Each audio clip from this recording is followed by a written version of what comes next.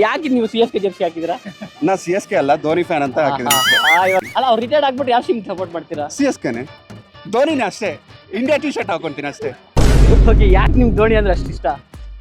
Finisher, good captain. ಏನಾಯ್ತು ಈ ವರ್ಷ CSK 2 ಮ್ಯಾಚ್? ಏನಾಗುತ್ತೆ, ಬರ್ತಾರೆ. ಯಾವಾಗ? ನಾ ಲಾಸ್ಟ್ ಟೈಮ್ RCBನೂ ಅಷ್ಟೇ ಅಲ್ವಾ?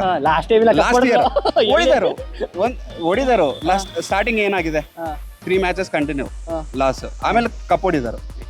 CSK ಹೊಡಿತಾರೆ ಕಪ್ ಈ ವರ್ಷ? 100% ಆಗಲ್ಲ, ಬಟ್ ಆಗಲ್ಲ ಅಲ್ವಾ? ಹೇಳಿ CSK ಅವ್ರಿಗೆ ಏನ್ ಹೇಳ್ತೀರಾ? ಆಲ್ ದ ಬೆಸ್ಟ್ ಹೇಳಿ. All the best. ಹೇಳಿ, ನೀವ್ ಹೇಳಿ. ನಾವ್ ಗೆದ್ಮೇಲೆ ಮಾತಾಡ್ತೇವೆ, ಈ ತರ ಎಲ್ಲ ಬಂದ್ಬಿಟ್ಟು ನಾವ್ ಮಾತಾಡೋಣ, ಗೆದ್ಬಿಟ್ಟೆ ಮಾತಾಡ್ತೀವಿ. ಅಲ್ಲಿ ಕೊಡಿ, ಮೈ ಕೊಡಿ ಅವ್ರಿಗೆ.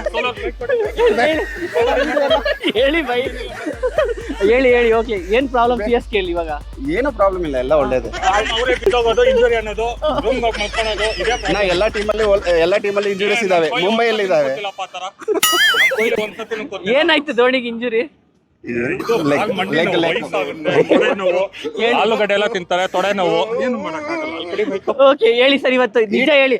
ನಿಮ್ದು ಧೋನಿ ಏಜ್ ಎಷ್ಟು? ಧೋನಿ ಏಜ್ 40. 46. ಆ ಏಜ್ ಅಲ್ಲಿ ಯಾರಿದಾರ? ಆ ವೇಜ್ ಮನೇಲಿ ಇರ್ಬೇಕು. ಅದೇ ಫಿಟ್ನೆಸ್ ಯಾರಿಗಿದಾವೆ? ಬೇಡ ಸರ್, ಮನೇಲಿ ರೆಸ್ಟ್ ತಗೊಳಕ್ ಹೇಳಿ.